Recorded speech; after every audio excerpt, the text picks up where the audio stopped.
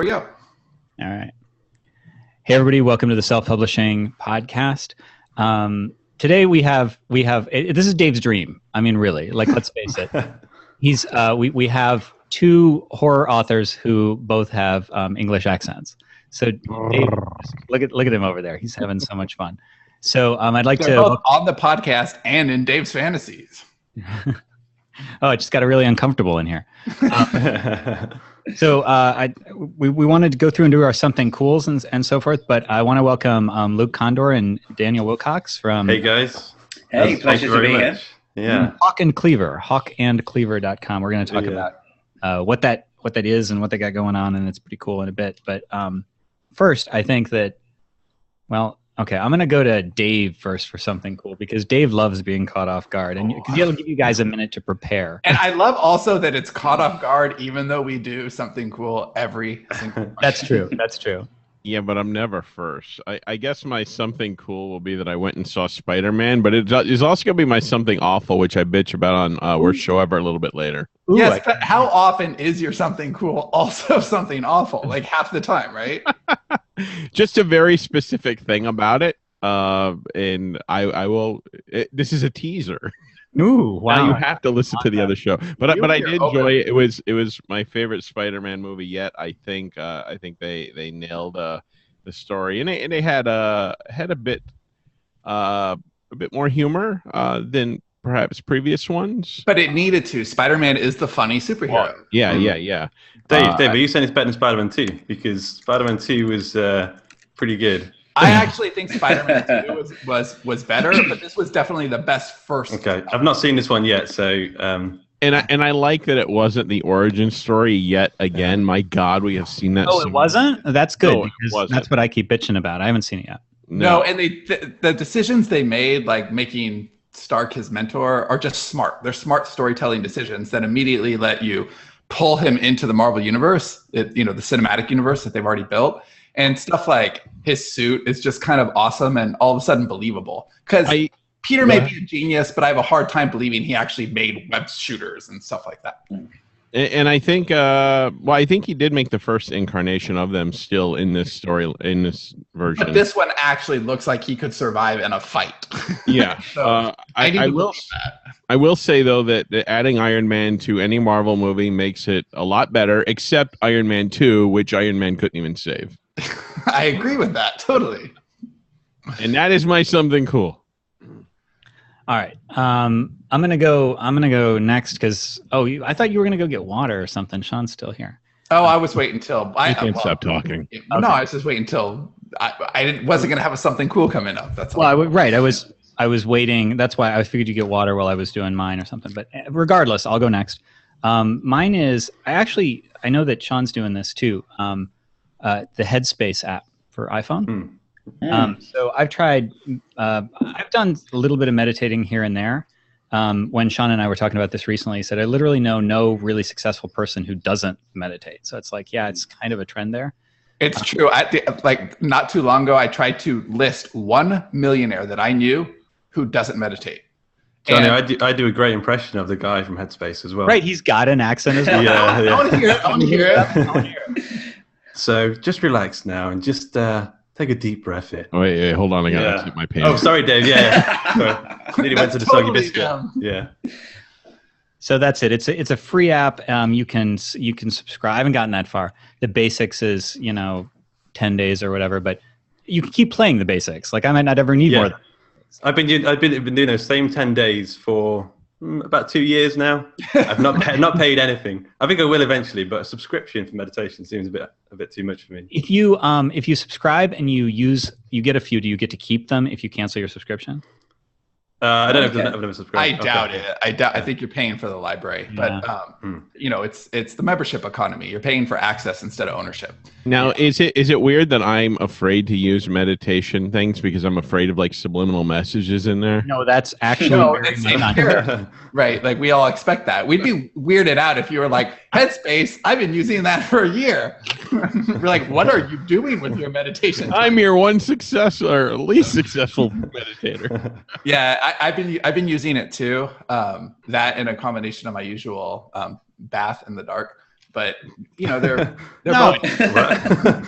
What? Do you ever combine the both? No, they're separate activities completely. But I do think it is a really good app, and it's, I think, as with anything that we talk about, it's deliberate practice. I don't think dabbling in meditation is, you know, super helpful, but doing it as a consistent thing over a period of time with intention, I think really yields great results. All right. So whoever wants to, I don't know if you want to go next, Sean, because you have stuck around, or if yeah, I'll do something cool. So is it that you're thirsty? I'm very, very thirsty. In case you guys don't know, I screwed up the time and thought we were at our normal time. It's a little early, and I was just about to hop in the shower. Let's be real, the bath. And then I just happened to check Slack real quick before I got in, and I see, does Sean know that the show is on right now? And I said, shit. So I went. Anyway, have you guys seen the show Riverdale by chance? I have, yeah. I've binged it. Okay, yeah. I was pleasantly surprised with this. I just finished the first season. If you don't know, it's the CW's retelling of Archie. Like Archie! Classic Archie comics with Betty and Veronica and Jughead and all that. But they put in a nice dash of like Twin Peaks.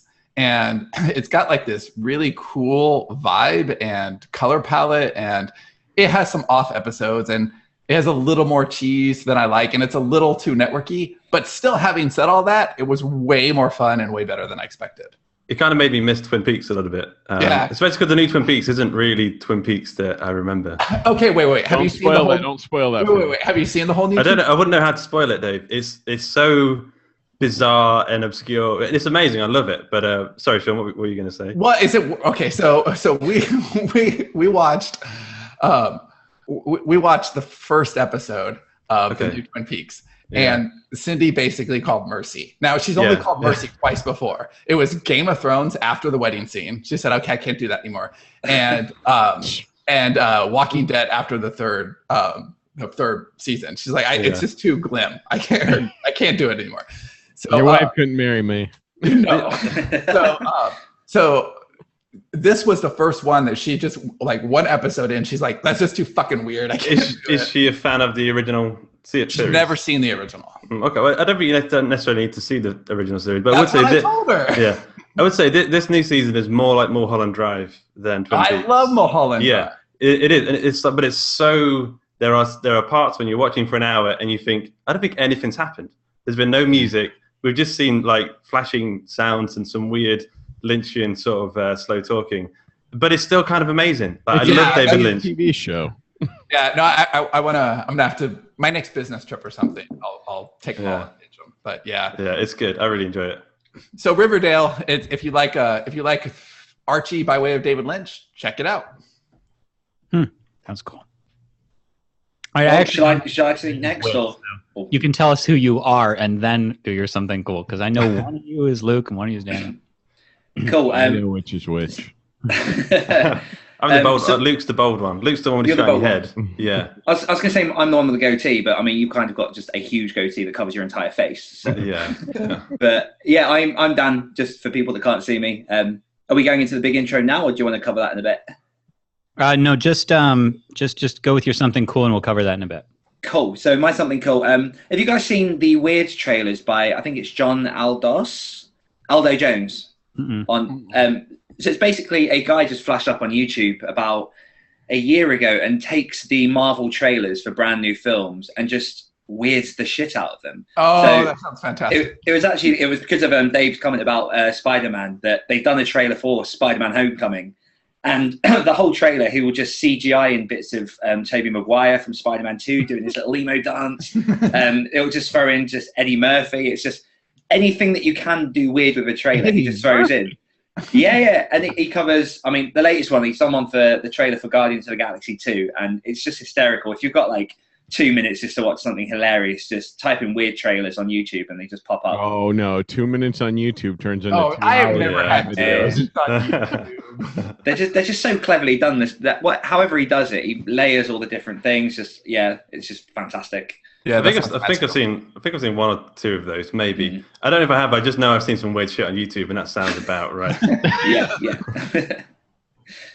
Cool. I'm Luke, and my one cool thing. I don't know. I mean, are you guys caught up with Game of Thrones? I know Cindy's not watching it. They're not. I am. I'm in season 3. Yeah, no, I haven't watched any Game of Thrones. I'm in season 3 of Happily Married. Correct that. Well, it got to the point. So, like, there's people are starting to spoil the latest season in memes, and I was really behind, and I thought I need to see it before I get spoiled. So I watched it at work. I took my laptop to the side of the room, just put my headphones in and started watching it. And like my colleague was sort of working away. And Dave, have you seen the latest episode? I've seen every episode. Okay, so the bit with the dragon swoops in and starts obliterating people, I jumped into the air and I fist pumped because it's so long coming, and I was so happy to see it finally happen. And I don't think I've ever felt quite that passionate about a TV show. But yeah, that was really cool. That was I was passionately watching that scene, and I was on the sofa just doing a bit of editing, and then I saw that bit pop up, and I had the same. I had that just out of the chair moment where you're like 7.5 seasons, and you've finally seen a dragon do that's something. it. Yeah, it's been built up so long. I want to go off on a little rant here. Yay! HBO had a hacking incident where like 1.5 terabytes or whatever info was supposedly leaked or stolen, and then that Game of Thrones episode was leaked a few days prior to it being on the air. And I did not go seek it out, but I know a lot of people did. And I just want to say to anybody that did seek that out, good for you for having it ruined, because you needed to have seen that episode like on a larger screen. If you were watching some crappy like leak of that, then you had a shitty experience, and I'm happy. Yeah, fuck you. Yeah, I've never seen any Game of Thrones. I think that I'm with Cindy. I bailed on The Walking Dead for the same reason. I'm like, I need some hope or like a musical number at least. Yeah, yes, exactly. I don't know. I hate unrelenting grim and where everything turns out terribly. But that's Dave's. It really was too. Like it just got. I hear things turn around a little bit for the. Are you talking about Walking Dead? Oh no, I was talking about Game of Thrones. Okay, because Walking Dead's the same way. Like they just got to a point where they were like, "Well, fuck you." We're English. We enjoy seeing shit go bad. Misery. Yeah. I'm watching Walking Dead now with Haley, and we're almost caught up. We're in the 6th season now, and I'm sure we'll start Game of Thrones soon. We watched. Oh my God! So we watched The Handmaid's Tale the other day. Apparently that's great. That's fantastic, and I wasn't expecting it because it's Hulu. I thought I've seen Pram Face, and I really wanted the Path to be really much better than it was, and so whatever. It's Hulu. I'm checking it out. And my son, he was smaller, was at camp. And, we thought, okay, we'll watch Handmaid's Tale. Haley has mentioned it. I did not know about all the slow motion rape. Like, that was not. No, it's not just rape. They don't advertise that. No, it was just like, all right, well, we're watching. It's more uncomfortable for me as a father. Right. Slow down. But anyway, there we go. Welcome to the show. I've heard that's like the most horrific thing on TV right now. Yeah, it's pretty rough. And we're only 2 episodes in. And I was like, wow, maybe I should have vetted this one. It's the first thing that we've ever watched without any kind of like checking it out ahead of time. Because we've been watching a lot with her lately. And with Ethan out of town, we watched several, like we were going to watch 7 the other day. We didn't, but we're opening those doors with her. Might I suggest a little indie film series called Faces of Death for your watching? Just like Grandma used to Grandma's already shown up. Yeah. All right, so I hand the mic to Dave on this, which I think this is just watch out because it's going to get messy over there. All right, so we have Luke Condor and Daniel Wilcox, and they're from Hawk and Cleaver. And like Sterling and Stone, they build themselves as a story studio, or at least we robbed that from you. Yeah, I also like fast. Like Hawk and Cleaver sounds like a really established. Great job. I noticed that they used to have Story Studio on their website, and now it's not there. So I was like, okay, they're like, we're going on SPP. We got to get rid of this before they fucking. Yeah. I think when I saw you guys call yourself Story Studio, like it just makes so much sense because you don't just want to do. We are a publishing company. We don't just want to publish books. We also want to do comics. We also want to do films and have like a YouTube channel and do all the kind of stuff. And Story Studio just kind of work. I feel like we're in like a post-medium time. Yeah. Where nowadays storytellers can dabble in everything and still have that like maintain that clear like authorial voice. And I feel like story studio is the perfect term. So you guys, you coined it, but I don't know why there's not more of us, not more people using that term. Oh, there will be. They're just like collaboration is really a growing trend that we're seeing really roll and kind of wash on every shore. I think the same is true with this. People are finding out what their specialties are and teaming up with other people who have compatible specialties. And that's how little studios are born. And we're just we're ahead of the curve. It's not anything. It's something new and emerging, but it will be much more prevalent. And then like a couple years from now, somebody that like isn't even doing this sort of thing right now will just kind of like happen into it, and they'll get featured like on all the newspapers. Dave is so famous. Dave is talking about being king of the cereal right now, just so you guys know. Yeah. We were doing serials pretty much, not before anybody else, but we like went into it like before people were doing it in the digital book space.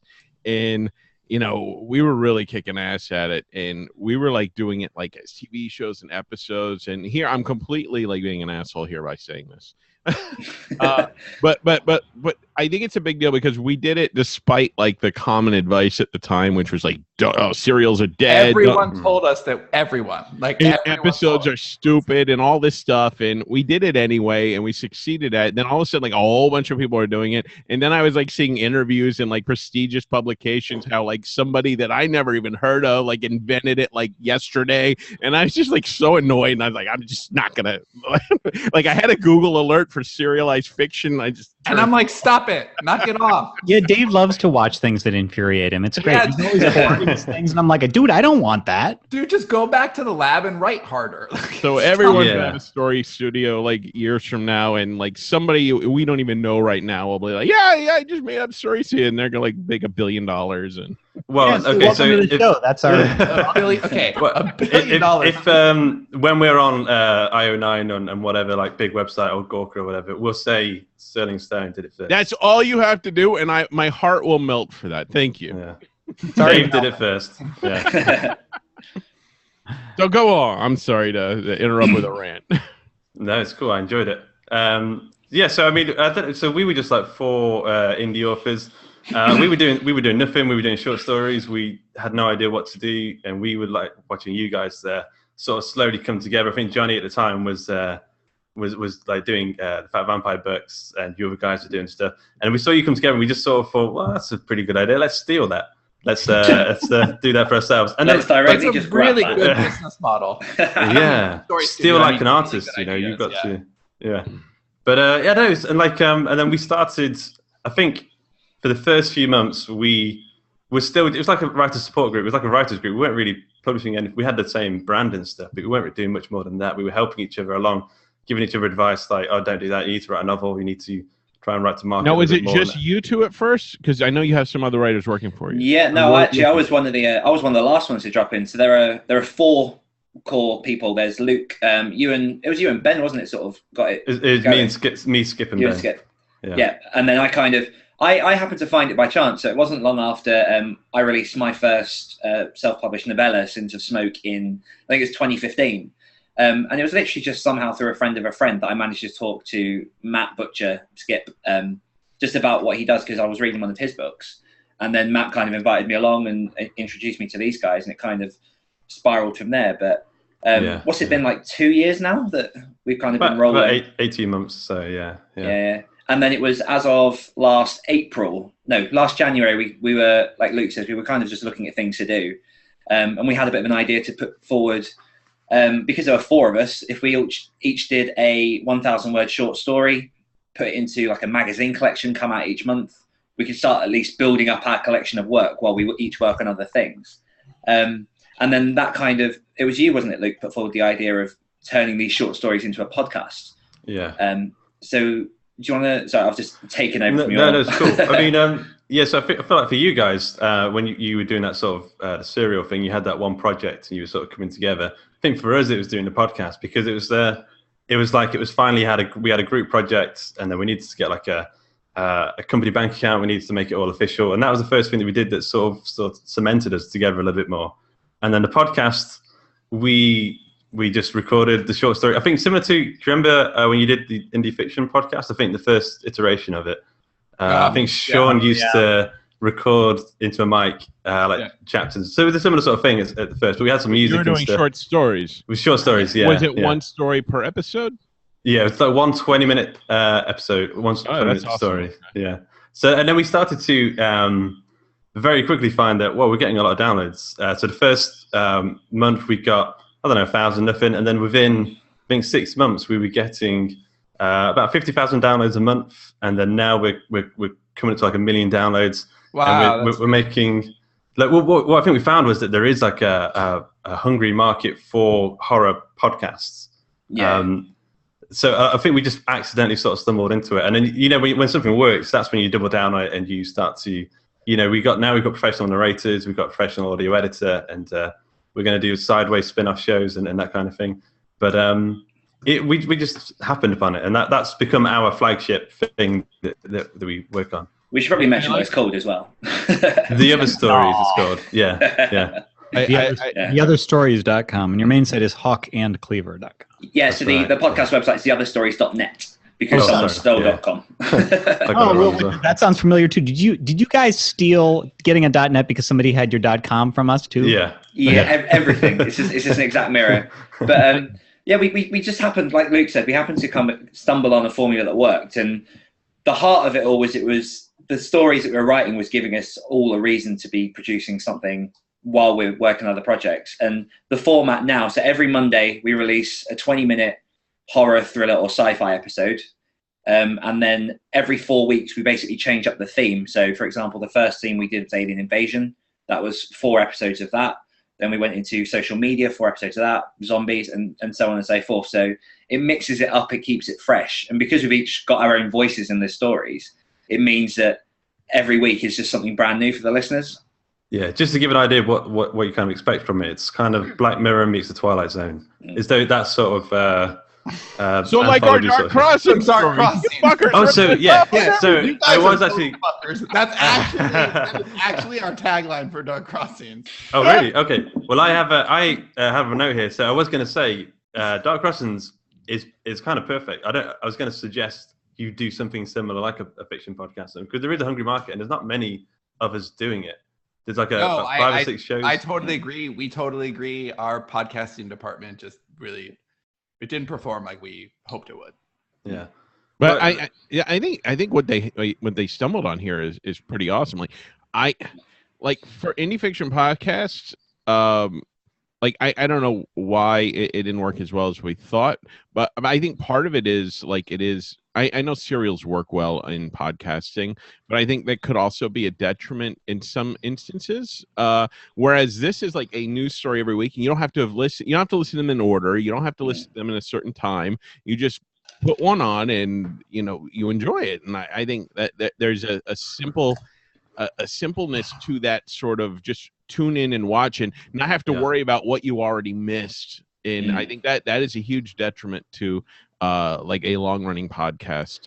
Whereas you guys, every episode is different. I think that's awesome. Yeah, it's one of the things that we kind of researched quite a bit into it. Once we found that we were getting those downloads and that it was picking up, we did look at a lot of other fiction podcasts. And you have stuff like We Are Alive is the zombie podcast has been going on for ages and ages and ages. And then you have things like Pseudopod, and there are other ones as well. No Sleep podcast as well. The No Sleep podcast, yeah. But we found that 20-minute episode worked well for us to write a short story each a month on top of, we all work full time and have day jobs and whatnot. But it was also perfect for the listener because it's that kind of car journey ride. It's that bike to work. It's just those digestible chunks of story that people would dip in and out of. Yeah, I think indie fiction podcast maybe sounds a bit too broad. I think it's very specific. I think it's horror. People like horror or podcasts at the minute, or horror audio, because everyone likes creepypastas. Everyone likes that kind of Black Mirror. Is big at the minute. Channel Zero and all that. So people enjoy that sort of horror audio drama at the minute. Now, would you say you're specifically horror or kind of sci-fi and like a little bit of different things? Well, yeah, we say horror, sci-fi, thriller, and what the fuck. Like, so it's those sort of You can. What the fuck was actually a serious name I pitched to Johnny a couple years ago. Yeah, I I took that can't from blame you. you for that because I don't think you about it. I think they're in our emails, man. I think so. I'm feeling a little creeped out here. No, I actually think the secret sauce here, why this worked so much better than Indie Fiction Podcast, I think Dave said it best. Like Indie Fiction Podcast was a whole story, and really that's not competing with other podcasts or other mediums or other audiobooks. Like it's this weird thing where short stories, that's so easy to understand. They're podcasty. Yeah, right. Yeah. You can consume them all at once and then forget about it. you know. And we were trying to make the serial podcast, which it's just a different thing fundamentally. And we didn't create ours specific. I think there's two things: the fact that short stories are what doesn't necessarily work on Kindle because you have to purchase that individual thing and people want to sit for a longer time is great for drive time. It's a single, it's single serving, but also you were creating something specifically for the podcasting space where we weren't. We were trying to double dip and thinking that it's two different things. And Serial was successful because Serial was created specifically for that environment. And we found something similar. We kind of did the reverse in that once we hit 3 months worth of content for the other stories, we started to try and create or push the IP in a different direction. We put together short story physical print collections so that we could give them away for competitions on the podcast. You know, people could buy them. It's doubling up that content for people that maybe didn't want to listen to the podcast but wanted to get the books. And we did find that after about, we did 4 issues of that, didn't we? They just weren't moving, so they weren't really worth our time. But we were trying to find other ways to push this content so that we could make more of what we had. So what kind of crossover is there from the podcasting to the books that you guys are writing? Because short stories are a hard sell. I have no idea, Dave. Seriously, podcasts are so difficult to know where the traffic's going, where it's coming, and that kind of thing.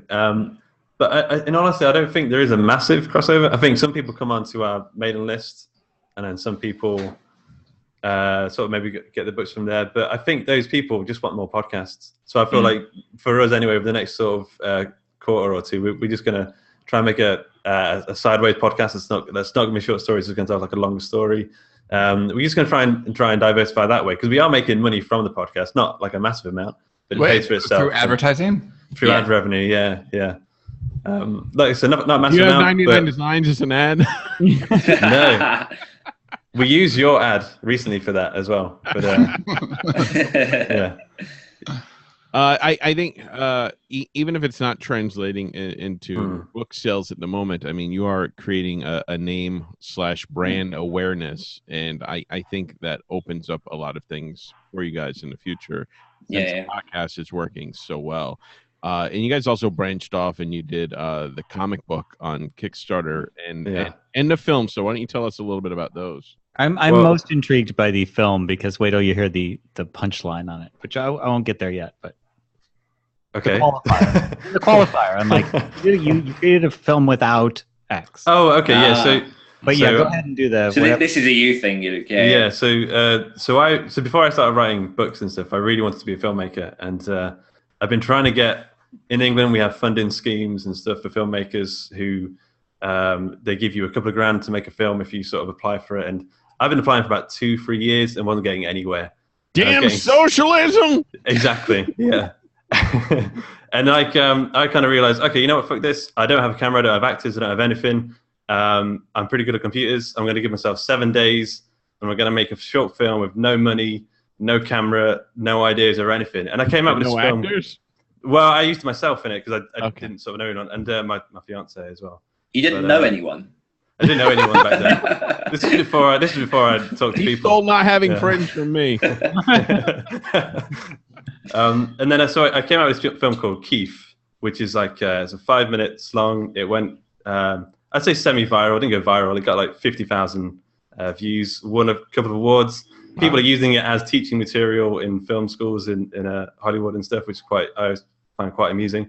And it just sort of took like I kind of feel like that film, Making Keith, defined my philosophy of indie storytelling. Don't wait for funding. Don't wait for anything. Use whatever you've got. With the quote, right tools. Use whatever you've got and just, give yourself a deadline. Say What did again? you use to record? What did you use to record? I use trial software. I use trial of Camtasia. But no, I mean, did you do it on a webcam, or do you have a camera, or your phone, or what? So have you seen? You've not seen the film, but No, so I asked for a link. Nobody sent it to me. oh, sorry, man. Okay, so So much for viral. it's completely told through a computer screen. So I just made a film of me writing an email to someone, and I don't want to go too much more than that because it's quite good. I'm quite happy with it. It's just a lot of screen capture, isn't it? Yeah, exactly. Yeah. But like after that, that's what defined me as a storyteller. I realized, look, you don't need to wait for people. Just Well, get that's out. an example of setting your own fences too. So there's been an ongoing thing with Sean and Dave about like, well, I don't know what the detectives would do in that case, and Sean's like, dude, you control the camera, like just don't show the detectives looking for the DNA evidence or whatever. And so that's like the ultimate example of that. Well, what can I do?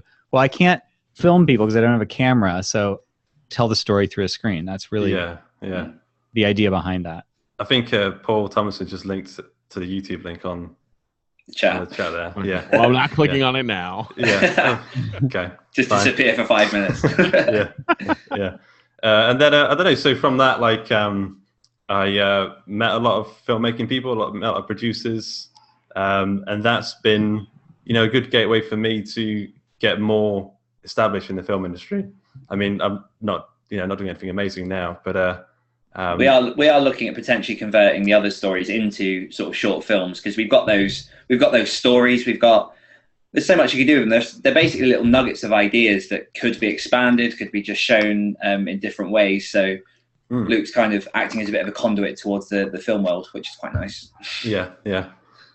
That's awesome. And you guys, I want to get back to the comic, but you also do events. I saw an event on your page that you guys are doing. Comic-Cons. So mainly because we do comics, we want to do more comics. So like there's a whole small press scene in the UK. It'll be the same over there, I'm sure. We have like a Comic-Con every weekend now, and you can just go and talk to nervous people in a sort of awkward manner. But that was us behind the desk. No, you, Dan. Dan's really good at chatting to people. I'm not.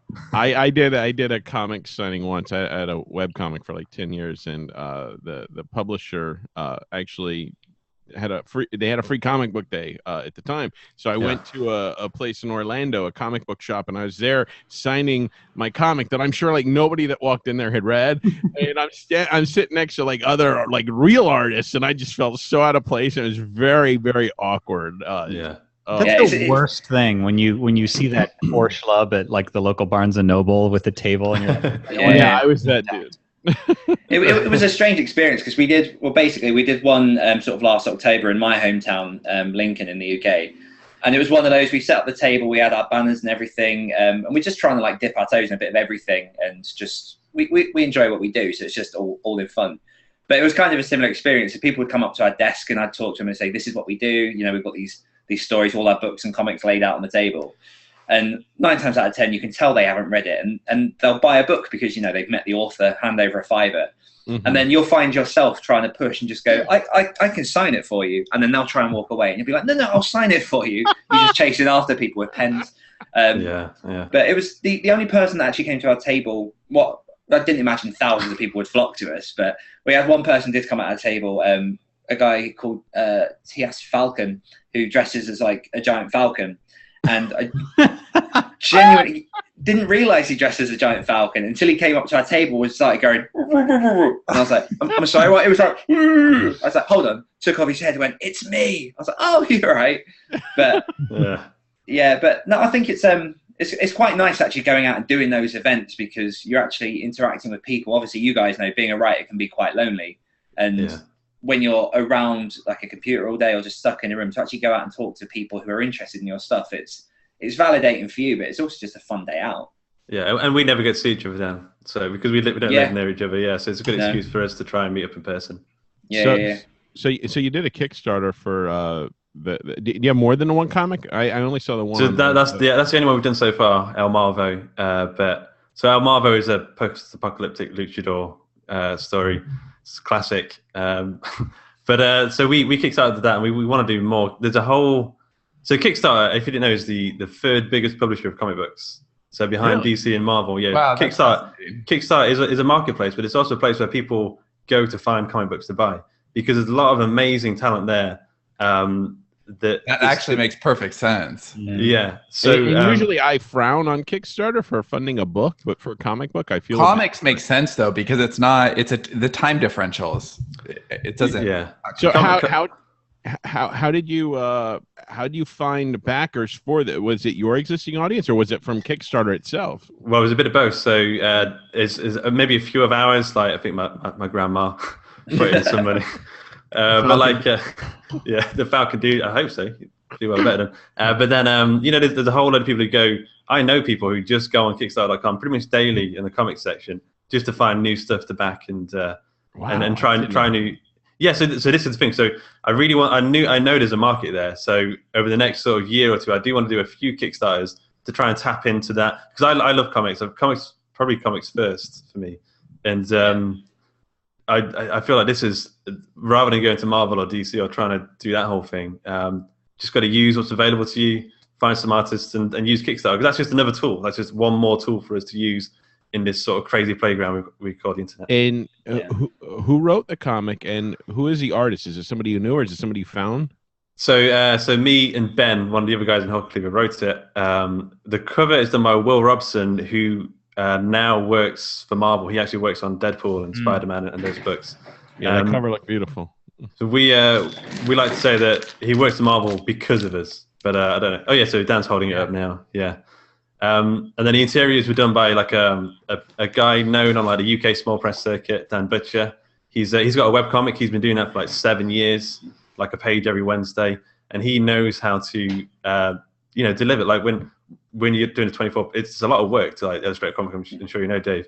And he was he's a workhorse, and that's the kind of person that we need for this kind of thing. Yeah, and Kickstarter is also, we're looking at using it as well for the Sideways podcast that we're doing off the other stories, which we're looking at doing sort of kind of like a mini thing just to test the market, but it's going to be about 7 to 10 episodes, Sideways sci-fi tale, but we're going to look at funding that through Kickstarter as well, just because we have built up that sort of reputation through Luke and Ben doing the comic. We're sort of building up a steam with our own mailing list for Hawk and Cleaver, and just going to see how that goes, because I think that'll also be quite an interesting experiment. Yeah, so, I think. Go on, Sean. Oh no, I actually had a separate question. So finish. What I was just going to say, I always assumed Kickstarter was a one and done sort of thing. Like you go in, you go big, and that's it. You can't exhaust that over and over again. But it's not. Like you could do smaller campaigns, especially for comics. So there's a lot of people who kickstart issue 1, and then the next quarter they'll kickstart issue 2, the quarter after that, and it's just a way to, it's like a pre-ordering system. And I think Kickstarter also, one of the cool things about it with specifically comics is the collectible nature of comics. Exactly. Yeah. You can have like collectible, like maybe like a different version or hand signed or whatever stuff that actually increases the value to the people that like it. The comic readers as well still like physical comics way more than they do digital ones. So a Kickstarter is a good way to cover those print costs. You can't appreciate art on a digital comic, I don't think, as well as when it's like in your face on paper. Yeah, there is like I have like a 12.9-inch iPad Pro, and I the comics on there I like, but it is missing something. There is that that I miss. Although I do wish regular comics were a bit bigger now that I'm getting old and my eyes are like going to hell. Hold it closer, Dave. Just yes. Put your face in. You also got that droopy eyelid thing going on. Is it a stroke? Are you talking about? I think that they're trying to make him feel better. So what were you going to say, Sean? Oh, well, I was just going to ask about like long-term plans just for the podcast, how to monetize it, but really even just long-term plans for Hawk and Cleaver. Like, and I also have a question that got triggered by when you said, when they're on the Hawk and Cleaver email list. So how do you fragment your emails? How do you segment? Oh my God, it's difficult. Yeah, it's fun. There's so many different aspects to what we do, and we know that people who like the podcast couldn't give a shit about comics. Yeah, like be honest, it's a mess, right? Yeah. Like, listen, I think because we did initially try and push some of our sort of fiction works towards the podcast. We found that there's not really a conversion rate for people that listen to the content to actually go into reading the content as easily. Yeah, and that's the problem. We have so when you're justifying that as a story studio, right? And you're saying, where do we put our time and energy? how do you justify the podcast? Is it because it's a lot of fun and you are making a little bit of revenue, but how are you? What does the horizon look like for that? So I kind of so I'm a big Austin Kleon fan. He talks about stock versus flow. Yeah. So he talks about the idea of having something that you regularly put out into the world that regularly sort of says, here we are, this is what we do. And then you have the stock, which is a novel that comes out or comic or something, like a bigger project. And I feel like for us, the other story is something I just want to keep going. I see it as an IP farm. Like Warren Ellis. I like that term, IP farm. Well, so comics have always been an IP farm. So Warren Ellis, a comics book writer, he said recently podcasts are becoming, because comics are an expensive storytelling medium, they take a lot of work, they take a lot of time. Whereas podcasts, for us especially, I think it takes 5 hours or so to produce one episode, and then that's it. And then we're basically creating minimum viable products of each story. And if something really does hit, then we'll know we can double down and take that to a film producer who I've met maybe through the Keith stuff, or just sort of tap into that network. So I do sort of see that IP. I actually kind of see the other stories being a TV show or a film at some point, but it takes time to sort of build that kind of thing. Yeah. We're kind of working on just a load of different factors, aren't we? So at the minute that me and you are co-writing a series of various post-apoc and horror novels. And when we started writing those, we didn't actually use the Hawk and Cleaver mailing list too much, did we? Because we wanted a clean list that would actually hit the genres and convert into sales that we wanted. Yeah. But yeah, it's kind of looking at different elements. So I think ultimately all four of us have our different goals. So obviously Luke's will be slightly different to mine, slightly different to Ben and Matt's. The way I see myself going is moving a lot more into the novels and building up the fiction that side, but also dipping in the podcast Sideways series and just playing about with that. But it's just quite fun because we each will sometimes just jump on another idea, we'll mix it up. I just think it's quite nice working with other creatives, as you guys well know. Yeah, I think in terms of segmentation, Sean, I think the key is to tap into your IP and sort of create. So we've got a mailing list just for our El Marvo comic. I think me and Dan have got a mailing list mainly for our like post-apoc and horror novels, but there's like 2 series that are ongoing there, and I feel like that might be at least it's not the best way to do it, but it's the only way I can think to do it, is to sort of keep people interested in the IP rather than here's all of our books. You don't give a shit about half of them, but there's these ones. Yeah, that makes sense. I know we've had a really big struggle there, trying to get people interested in, look, this is who we are as a story studio, and this is who we are as, like a company.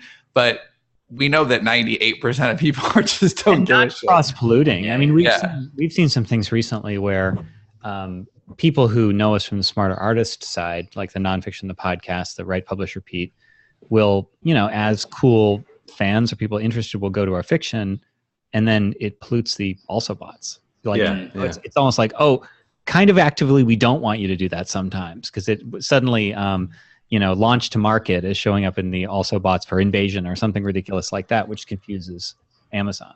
Yeah, it's all a minefield, really. There's just so much that you can't control that it's difficult. The most you can do is just push the things and try and push it all in the direction that you want it to go, and just hope that in the end it all works out. But I think we're doing a pretty okay job at keeping our lists kind of clean. Our main one we will push mostly to our big fans, and it tends to just be the podcast stuff that doesn't really affect our novels. But I know we are trying quite hard. We have been digesting some of the Chris Fox stuff to see if we can get our also bots nice and clean. Yeah. So what are some of the setbacks you've had, and what have you learned from them?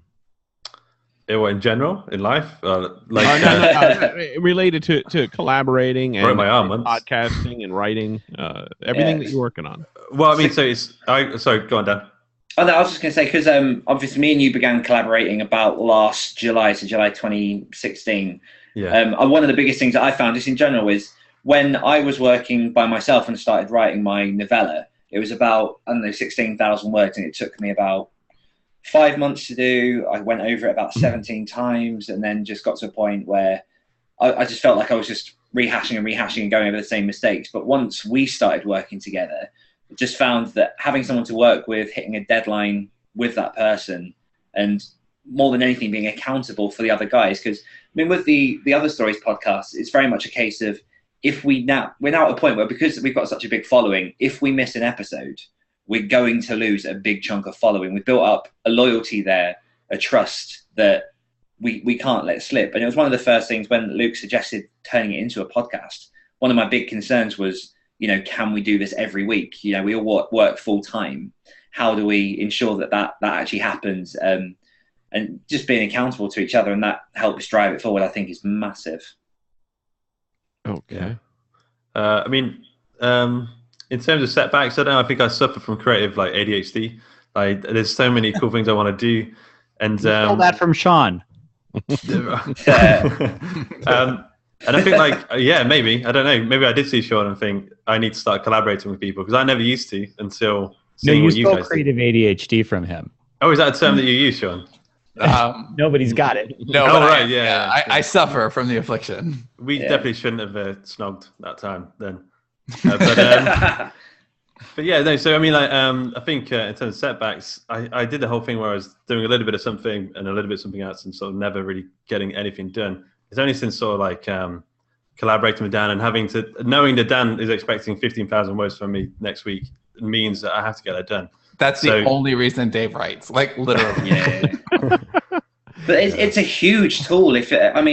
Without that, you literally have no reason. That's what Dave to says write. about me.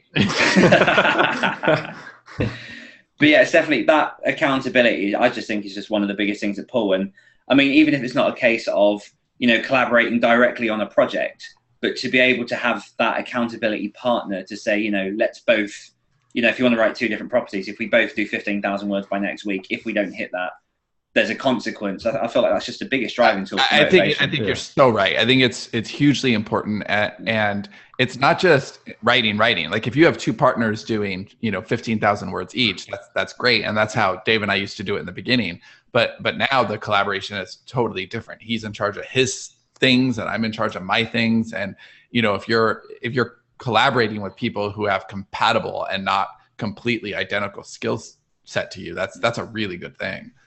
Yeah, I think relationships are a big one as well that we've picked up. So the other stories in total, including us 4 writers, there's 17 people involved that are all doing it sort of voluntarily. Money doesn't really push that far into people's hands because most of the money goes back into building up the projects and sorting other things out. And if we do, like I say, if we let the other stories drop in any way now, it's not just me and Luke and Matt and Ben that are getting let down. It's these 13 other people that are involved in different capacities that, are using this to build up their skills, their portfolio, and just don't want to let people down, I think, at the end of the day. Yeah. So how far ahead are you on your stories versus production? So in terms of writing, we try and do, we'll pick with audience participation, we'll pick 3 themes, so 3 months worth of stories that we're going to try and do. And for the most part, we'll get ahead. The most of the parts we won't. So sometimes things happen, but I think we also so about a month or two, no, it was April, we opened it up to guest writers as well. So people, if they want to submit a story to the other stories, can just go onto theotherstories.net/submissions, and there's a guideline on there, so the sort of stuff we're looking for. But because sometimes we will be a bit slower with our writing, we have lives, we have families, there's things that we sometimes have to take priority over the podcast. But because we now have opened it up to a pool of other writers, we get constant entries in, which means that if we are a little bit behind, we can look at dipping into other people. Obviously, if a story is fantastic, including them, everyone gets full credit. But it's a constant juggling act. I will say, Dan, that this is something that I always say. You have to start with why. And you just have to know it. You just have to start with why. And the why we started the whole podcast was to get better. I like out of everyone, Sean looks the most unimpressed at that comment. He's putting a hit on you right now. But yeah, it's a constant juggling act. It's one of these things that we will get ahead sometimes, sort of 3 months. Other times it'll be to the wire. It's just a constant wave, and I think that's part of what I enjoy about it. To be honest, it's never the same. Yeah. So in closing, what do you guys want people to know about most? Theotherstories.net, not .com, hawkandcleaver.com. Sean already asked the what's next, but what? What do you see in? Well, I guess that's a big question, but So we want to start dabbling in actual film production. We want to keep the other stories, keep diversifying there, more comics, and me and Dan are doing the right publish repeat model, right into a market. So we just want to keep that going, and I don't know, it's just the world changes too much. So every quarter we have to go, okay, so what are we sort of aiming for here, and sort of realign. We have the main goal really is to just tell stories, and you have to constantly sort of realign yourself. And by the way, if I will say, if I do sort of say stuff that you guys say all the time, it's because I'm a massive fan. And I will say, me, who I am as a person, a lot of my philosophies in life and stuff is your fault. So any sort of success, or failure that I am right now, it's down to you guys, I'm afraid. Because you guys, at a time when I had no idea how to sort of do any of this stuff, you guys were there to be the example. And I just want to say thanks. This is kind of weird being on the show because I've been listening for so long, but I just want to say thanks for doing the show in the first place, because it's been life changing for me. Completely. Oh, to bring out the soggy biscuit.